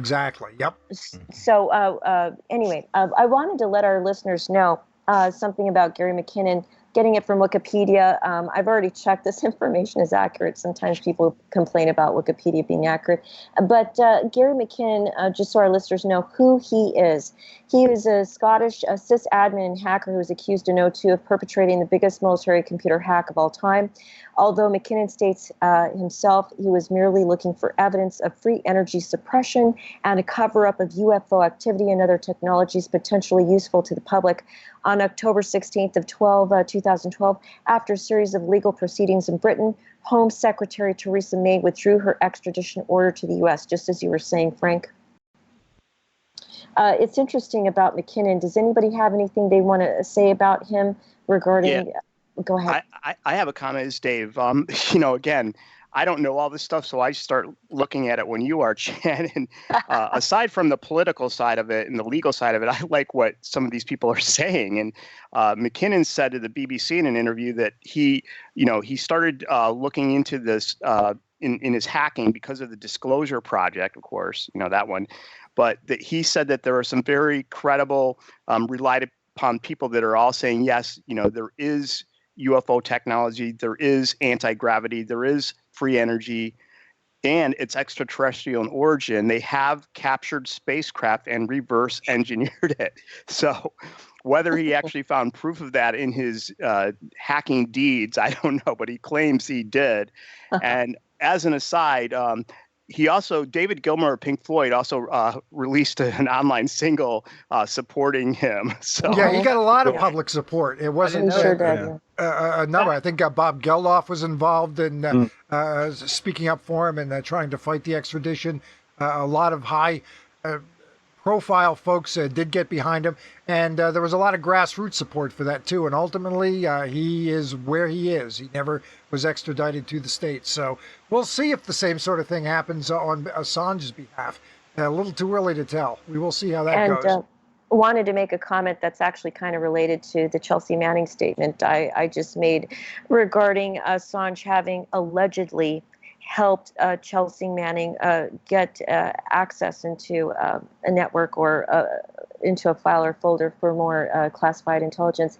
And that, as McKinnon was saying on a BBC Click program, is the name of it, that he was able to get into military networks simply by using Perl script that searched for blank passwords. In other words, his report suggests that there were computers on these networks with the default passwords active.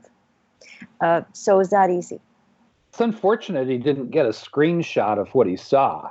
Yes, everybody. Impressive what he saw. Everybody wants I would that love so to see badly. that photo. Well, like I've already pointed out, if anybody wants to get into my computer, you can find out that the Army is looking into UFOs. And there's all kinds of strange things that I've got on my desktop. So have fun at it. Actually, I was just in your computer, Rich, and I really like your wife's chicken pie recipe. Yeah, I want some too. I'll be happy to share that with you anytime. along with the anti-gravity craft you're developing in your spare time. The anti-gravity pie, you know. Well, we'll all be able to come right over in our anti-gravity graft and enjoy the dinner. Wanted to let everybody know that on Rich Hoffman's computer, there's a bunch of GIFs about UFOs abducting cows. Very moving. Yeah, precisely. And the Army's really heavily involved in that whole thing. Let me tell you, Well, For a second, I thought you were going to say cats. Yeah, right. The Army, that's the anti-gravity, a cat pushing it off the table. Okay, moving along at NJ12 documents, we have some interesting news to share, but let's just talk about the old ones first. And then we're going to move on to Michael Hall's talking about his having revealed new MJ12 documents regarding Grant Cameron having received them from a person who leaked them to him at a conference. And Frank, I want to ask you a question. Could you cover the MJ12 documents regarding the old documents and what they were?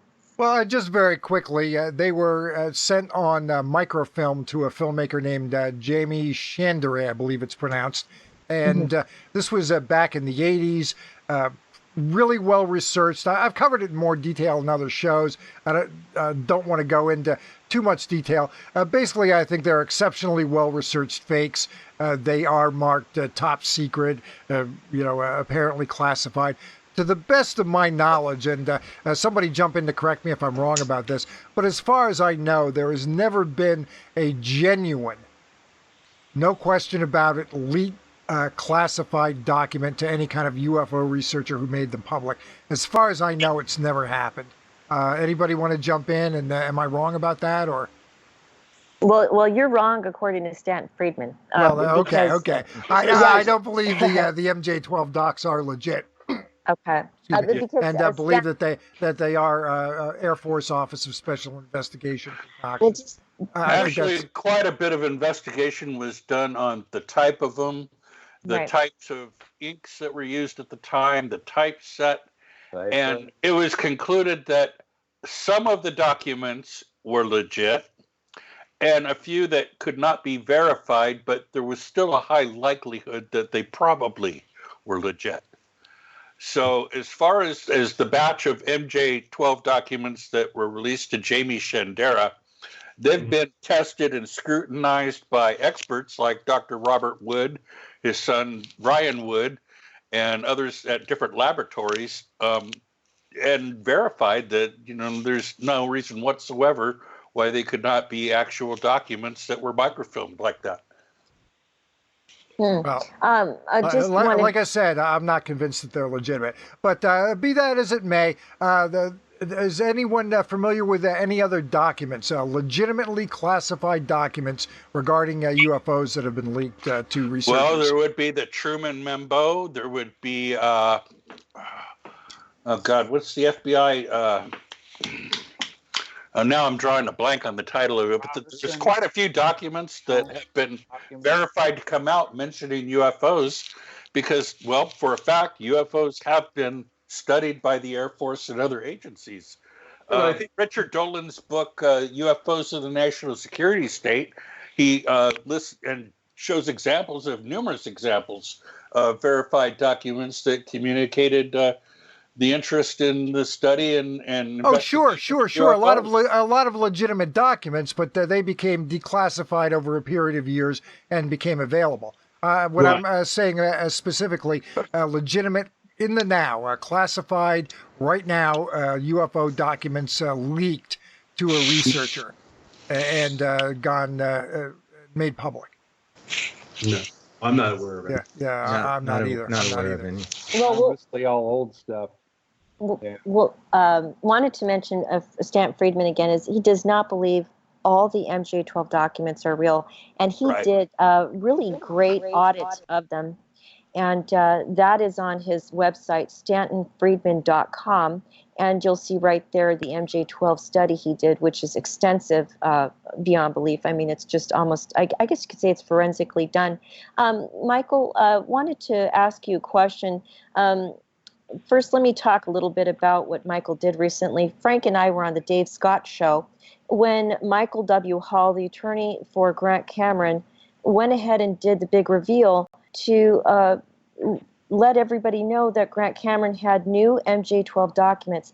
Moving on, we had the privilege of being able to interview Michael and get a little bit more detail about those documents on our show.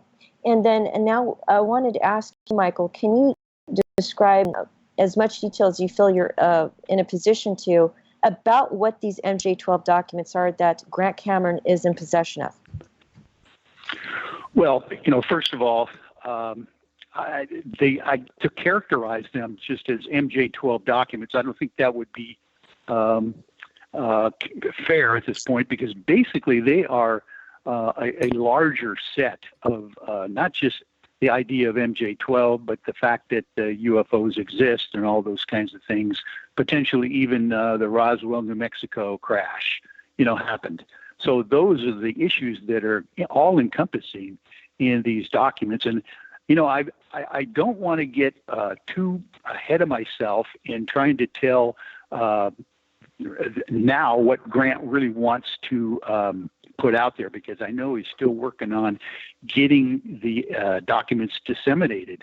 So at this point, we've kind of gone over some of the details of what it is. Matter of fact, Richard Dolan, in his Jimmy Church interview, which would have been the 5th anniversary show that Jimmy Church did on Fade to Black, which would have been December 19th of last year, had actually the same idea, or at least Richard Dolan says he saw the same document that we're talking about here.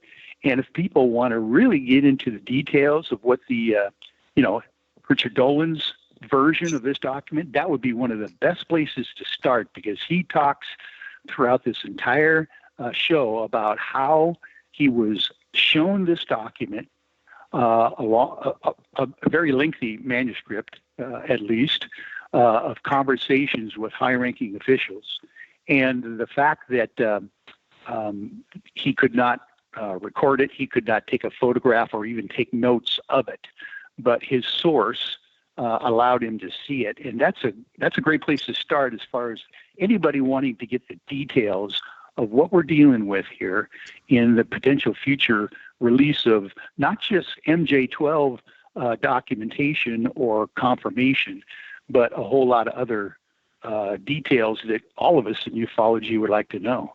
Well, there's so many topics involved regarding what you're talking about, and thank you for correcting me on the categorizing as MJ12 when it's not. when one were to, if one were to actually do research, which I plan on doing regarding Richard Dolan and the topic you're talking about now, what keywords would one Google in order to find the information you're talking about? Oh, that would be very easy. You could just Google Richard Dolan and Jimmy Church. You could put those two together, UFO show, interview, or you could actually Google Jimmy Church's 5-year anniversary show, because that was the show that they brought. It was just the last show that he did of 2018 on December 19th. So Okay, that would be a real fantastic. easy way to find it. Yeah. I think you've been clear about. I think you've been clear, as laughable as this sounds, about how ambiguous this situation is. And that is that Grant is not going to tell us right now what these documents are exactly. Like if somebody were to ask him extremely specific questions about it. And he's not going to tell us when he's going to disseminate them for the public to scrutinize. And then also wanted to make it clear that these are not classified documents. They're not even, they're basically not classified at all. Isn't that all correct? Yeah, that's exactly right. So, we're not skirting the whole issue of publication of classified documents, which is very fortunate for ufology. But we are basically talking about the whole issue of, we've had disclosure and disclosure dribbled to us over the decades of this subject. And what I'm kind of claiming that these documents would be more characterized as would be a confirmation of the issues that we're talking about, because these are very interesting documented statements by high-ranking individuals. So that's kind of what I'm characterizing these as, and I think people will obviously when it does come out, it is just going to ask. Everybody's going to be having a whole lot of other questions to ask, but I tell you what, it's going to be a lot farther along down the road as far as disclosure and confirmation goes, I believe. Okay, and then one key reason why we brought up, thank you, Michael, for saying that, by the way, one key reason why Frank and I wanted to bring you onto the show, aside from many others, is because these were leaked documents to Grant. And by the way, a side note, which is really important, everybody that has to do with these documents are alive. Is that correct or not? Michael? No, not everyone dealing with these documents are alive, but there are some high-ranking officials definitely still alive. Yeah, okay. Definitely. So and just to be clear, Michael, you can leak something, but if it's not classified, you're not necessarily in any kind of legal jeopardy as a result of that. Would that be about right? Well, yes. But then again, you're talking about the difference potentially between classified material and material that could be present a clear and present danger, like we've talked about before. So there are ways that we can actually restrict, information that might not be classified as well. So, those kinds of things are what we would call the, pre-restraint, restraining orders, and those kinds of things, which in this case has not happened. Thank you for that information, Michael. Really appreciate your having spent time with us on that. Frank, I wanted to move on to the Kiviat lawsuits. Is that okay? Yeah. Let's do this. And we're on the legal trail here, and we've got the right guy to talk about with this. I'm sure, Michael, and I know Dave, you are. Robert Kiviat is suing Joe Firmage, Ron Pandolfi, and a Mr. Marriott, who is apparently a financial backer of Joe Firmage's efforts to put together an anti-gravity device. He claims that he had an agreement to go to work for them essentially as their media guy, and now I guess that didn't work out in one way or another, and he is suing them. Dave, now you had, and he's also started a GoFundMe where he's also looking to kind of mesh this lawsuit regarding lost wages that he is claiming, along with getting the entire UFO secrecy conspiracy exposed through this lawsuit. He started a GoFundMe to do that. Dave, he moderated the panel that I believe you were on and the other NIMITZ witnesses were on at MegaCon. You've met this guy. Why don't you tell us a little bit about him? Yeah, sure. I've probably been talking to Bob for maybe the last 6 months. He contacted me, after seeing my interest in the NIMITZ case and seeing some of my graphics images that I had been putting out there. So he contacted me explaining his interest in pursuing television series that deal with the phenomena. And he thought that perhaps there could be some synergy there between our two companies. And, he had been hinting about this lawsuit for a while. I didn't know too much about it. He told me that it was in the works and so on. He had discussed his work with Joe Firmage a little bit on the peripheral and some of the people involved. I guess, back when he first got in on that team, Dr. Putoff and Kit Green were there, as well as several other people that we know the names of. And then last month in Laughlin, they invited Bob out to give an address where he basically spent an hour talking about this lawsuit. Mainly, if you look at the lawsuit, the filing, it's dealing with his salary, specifically that he was not paid for the work that he claims that he did for Internasa and Joe Firmage's company, and that Mr. Pandolfi was in a key position within that company. And I believe that it's Congressman Marriott. Marriott, he is a former congressman. That's right. Right. That in this suit, he claims that Mr. Marriott had paid him some money, acknowledging that he was owed money and that this was like a payment, for work that he had done that he was in arrears for. So again, I know Bob believes that this is going to allow him to get some of these key players into the courtroom. And that's sort of one of the main things in the press releases that he's done in the GoFundMe, is like saying, please help me with this lawsuit, because that would allow us to get these people into the courtroom.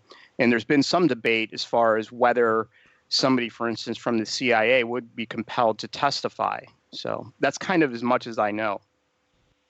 I do know that Pandolfi's position is basically, and he's expressed this in writing on Grant's page, that he didn't have a contract, so he didn't have a deal. So that's basically their position. Yeah, and again, I don't know, from my understanding, Kiviat does have a contract, but I believe it's with Mr. Firmage. So as to your point, if Mr. Pandolfi is not listed and has a signature on a contract and agreement between them, then that may present some problems. I'm not sure of contract law and all that. So, yeah, Michael, you want to jump in here? Yeah, Frank, thanks for that. That was a very good synopsis description, by the way. The issue of the lawsuit, I actually was able to download it I think 2 days after it was filed in Orange County, California. So I actually got a copy of it hot off the press. And the interesting thing that I saw right away was the fact that the supposed contract that was referred to, which it is referred to in the complaint itself, was not attached to the complaint. So you really can't get into the details on the face of the document of whether, there was any kind of, on the face of the document, breach of the contract. So that's going to be very interesting when that contract is laid out, whether it was partially oral, whether it was some of it was verbal, and whether some of it was modified even over the period of time, because I know that Kiviat was working for Internasa and Firmage and all those folks for quite a few months. I don't think it was quite a few years, but it was close to 2 years at least of the kind of work that he was known to be able to do as far as putting promotions and film projects together for this group called INTERNASA. So that's kind of fascinating that he actually believes he has a case. One of the interesting synchronicities about that case is when I looked it up and finally downloaded the document, I come to find out that the attorney for Robert Kiviat is an old law school mate of mine from Southwestern University in California at the law school there. So I often thought, since he's a younger man than I am, maybe he could use some expertise from an old gunslinger ufologist. So one of these days I might get a hold of him. Well, he did mention that one of the things that got him to move forward along with Firmage was the work of an unnamed UFO researcher who had basically said that Firmage is really making hay with this project. I'm going to go out on a limb and suggest that might be the one and only Grant Cameron, that particular UFO researcher. But that's just wild speculation on my part. There's some real interesting, there's some real interesting players involved. You know, at MegaCon, Bob said that he really believed that that Pandolfi was trying to sabotage Firmage at one point, and that each time that there was some breakthrough, there would be a higher bar that was placed in front of them. And you know, I guess that, you know, there was some work that was done on this anti-gravity device that was successful, but in the end, Mr. Firmage could never provide like a demonstration to officials and so on. So. I wanted to make a comment about the Kiviat lawsuit. And by the way, I'm famous for butchering names. So if anybody ever wants to interrupt me to correct me on saying names, I think for a while I was calling Joe Firmage Joe Fromage, like Target, Target. Cheese But and French, fromage. anyway, Mr. Cheese. Mr. Cheese. Right. He's a meal now. Anyway, regarding the Kiviat lawsuit, I wanted to read a little bit about that lawsuit, and then also wanted to read some interesting and very funny comments some people have made about it. And that is Robert Kiviat lawsuit of a known intel agent, lawsuit against CIA's Ron Pandolfi and Company. Named in his lawsuit are INTERNASA, its CEO Joe Firmage, a longtime CIA scientist Ron Pandolfi, who is working with INTERNASA, and investor Daniel Marriott, a Utah congressman. I've got David Marriott listed here. I don't know if we're... Oh, is it? Okay, we'll just say D. Marriott. How's that? Okay. Mr. Marriott. How's that? That works. A Utah congressman. But if anybody wants to look up that information regarding the Kiviat lawsuit, they'll probably end up seeing the first page of the lawsuit, a picture of it that somebody so graciously put online. I don't know which one they'll see. I know the one I saw.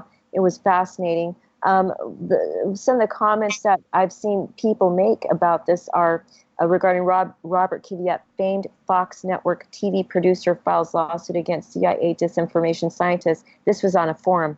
Does anyone else see the irony that a producer of Fox News specialist factual documentary programming is mythologizing the paranormal for a profit, is suing someone because they are a disinformation agent? Who's really telling the truth here? Is anyone making a profit on the paranormal interested in truth? I don't know. These are crazy times. And then someone else jumped in on the same thread and said, I'm skeptical that we'll learn anything from the suit. It's a civil suit to recover wages. Hard to see why it would focus into the company's operations in depth. They just need to establish that money is indeed owed and figure out who's paying. How does anybody feel about those comments? Are they accurate, the sentiments? Well, I would wonder if you know, the assumption that lawsuit on that basis would lead to, you know, exposure of, you know, the UFO reality or some kind of disclosure from the government. I mean, when you think about it, for example, I think it was 1994, there was a lawsuit against Area 51, and several staff had been harmed by burning chemicals, I think. Yep. And that suit didn't go anywhere. Ultimately, I think it was President Clinton released a presidential order. You can't do this.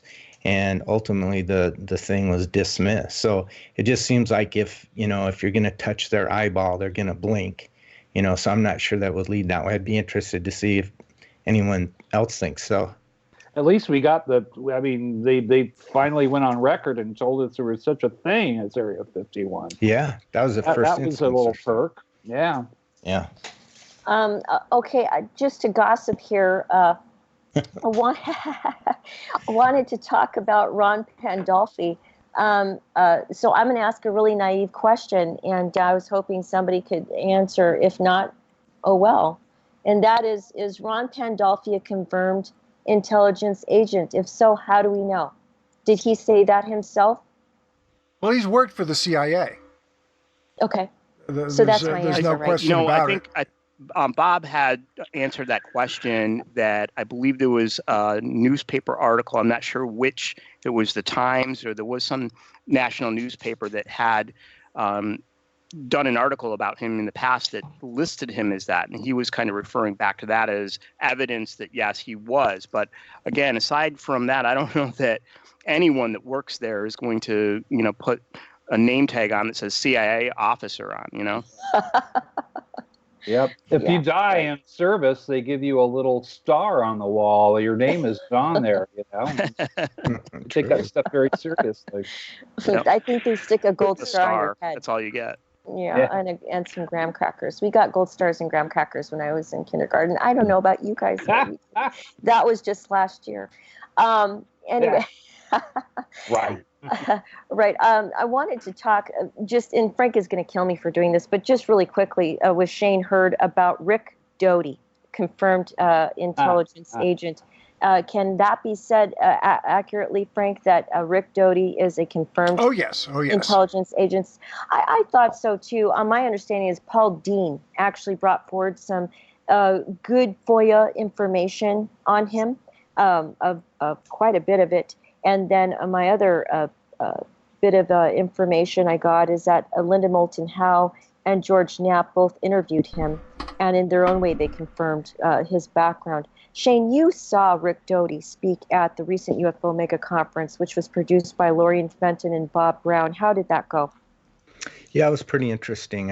I was pretty shocked actually to see him presenting, knowing his background and past experience and reputation and so forth with ufology regarding the Paul Benowitz case. So it was a little shocking, but the presentation, my impression of it was he was just really explaining himself and his role in that whole event, and was really aiming to get the audience to accept him in his role, that they were actually friends, he and Paul Benowitz, and he kind of got a bum rap on the whole thing. But and he had a bullet pointed presentation, and he didn't hold back from stating certain things, but just given who he is and his role, I would really think they need to be confirmed by someone else, some of those statements.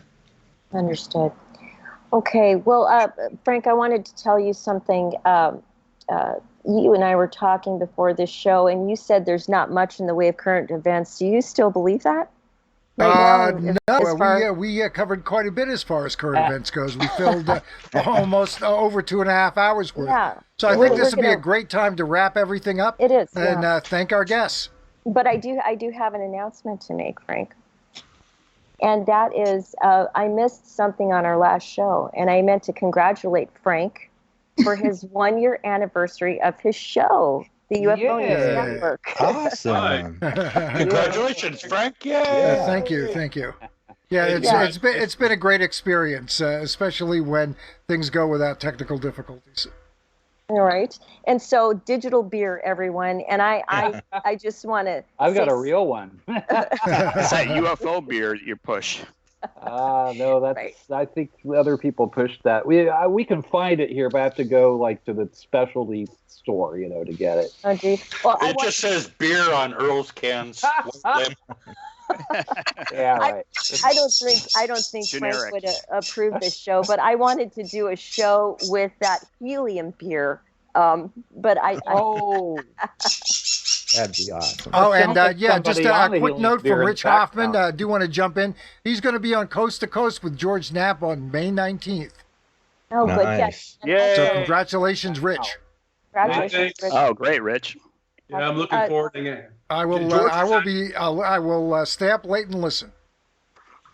Just don't admit you're a ufologist.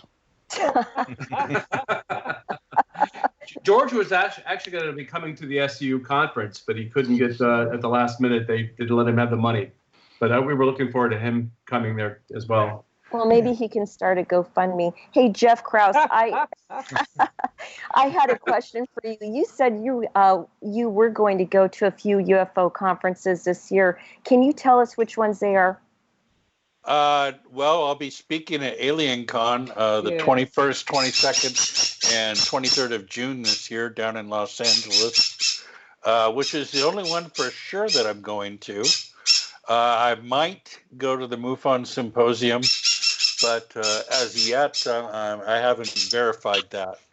And if I do, that'll probably be my fill of conferences unless I decide to jet over to Roswell. Got it. Okay. And I wanted to just let everybody know before Frank wraps up this show that the newest UFO conference happening right now is the 32nd Annual Ozark Mountain UFO Conference, which is going on April 12th through the 14th, obviously ending today. And Tom Whitmore, MUFON board member, attended that event. I'll give his special report on that the next show. I did want to just go ahead and tell everybody goodbye, but before I do that, I wanted to name off who was on our show today regarding our highly experienced panel in the realm of ufology. And that is Shane Hurd, field investigator for Phoenix MUFON, Earl Gray, the chief field investigator for the Southern California chapter of MUFON. We have Jeff Krause, the state director of MUFON Southern California, and his bird, Dr. Irena Scott. Dr. Irena Scott, an author of ufology-related books, Ohio History, and a former member of the board of directors of MUFON. Rich Hoffman, executive board member for the Scientific Coalition for Ufology, also known as SCU. Dave C. Beatty, an Emmy Award-winning filmmaker and producer. He's also the creator of an important movie on the USS NIMITZ called the U.S. NIMITZ Encounters. Michael W. Hall, paranormal lawyer, head of the UFO I-Team investigation organization, and has his own podcast. And I just want to thank everybody for having been on the show today. It's been a blast. Yeah, thanks a lot, everybody. Thank you. Yeah, thank you. Thank you. Thanks a lot. Wonderful. Yeah. Okay, Good well, fun. that's it. We're going to wrap up the show, and we're going to take off Easter, obviously, for the big holiday. And then we will be back on the 28th. We have scheduled Dr. Michael Masters. So enjoy the rest of your weekend, everybody. Bye-bye.